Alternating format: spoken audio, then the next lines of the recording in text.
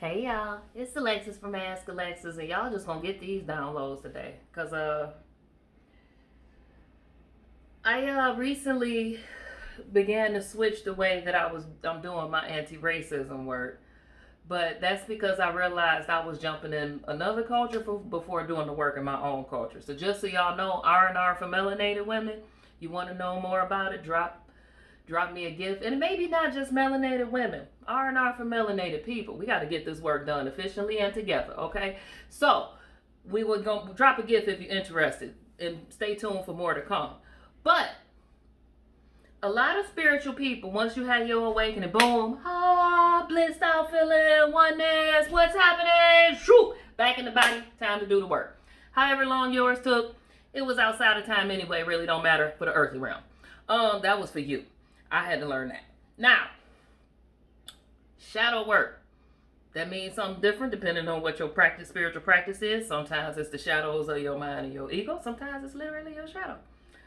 You do your shadow work how you do your shadow work. Why? Auntie Tab said that's your business. And I'm going to do mine my way because that's my business.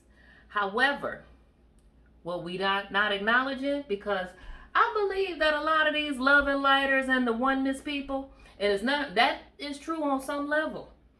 But y'all be forgetting about the cultural divinity. We want to call cultural divinity an egoic story as if it wasn't thoughts that turned into things at that position in time that was empowered and imbued with divine knowledge and wisdom. That's the process. And the process work outside of time. So wherever it was divine. All that is divine. The ugly stuff too. So, bring me back to the shadow work. I had to switch my perspective, and I'm dropping down into my own culture for a minute. Because guess what I ain't do? My cultural shadow work. Okay? Traumatized people with, as Donnie Hill say, store survival stress.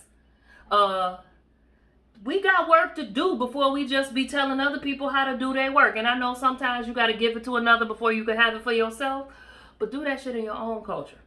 And not because it take away from somebody else's culture, but because from a position of wholeness is where wholeness can be transferred.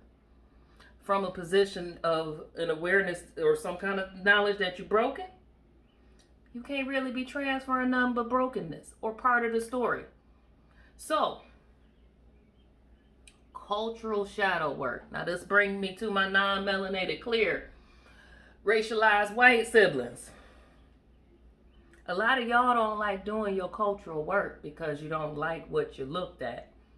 Like when you look at your culture and you see its impact, you only want to focus on the intention.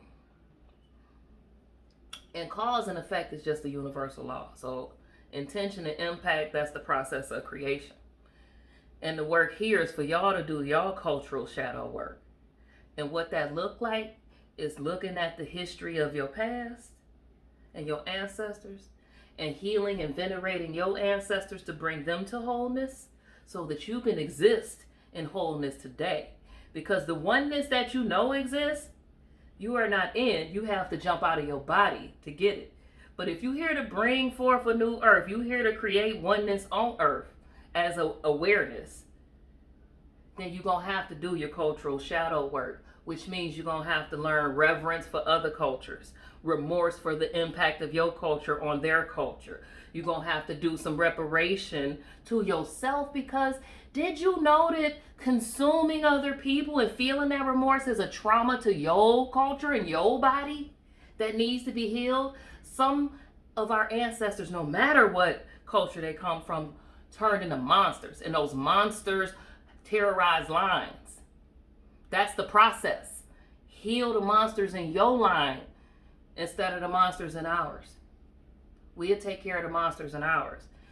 Create spiritual equity, and material equity will birth forth. Set that intention and see what the impact is. That's the restitution part. But then once you get through the restitution part, guess what we gotta have? Okay? We gotta have a revival and a renewal to oneness. So we gotta get there. And if you ain't noticed, that was a whole bunch of R's for R&R, boo. So, create your culture to be one that you like. Do your own cultural shadow work. Now, that should come after you know who you are. at that level. We can't, that's the process of remembering. That's another R. But you got to realign in order to be able to remember. Well, kind of. But I'll tell y'all more about the R's of R&R for melanated people later. But I just wanted to say, we're at a time we're doing our cultural shadow work and healing and shining light into the history that is us and bringing love into the history that is our oneness is what's called for. Not turning a blind eye. Because when you turn a blind eye to someone else's cry for help, that's apathy. Now, I ain't saying that sometimes self gotta come first. But an emotional wound is not where self comes first unless you would have, like somebody actively trying to harm you. But when you turn a blind eye to realizing the division of your cultural past, you harming yourself. You play me, you play yourself.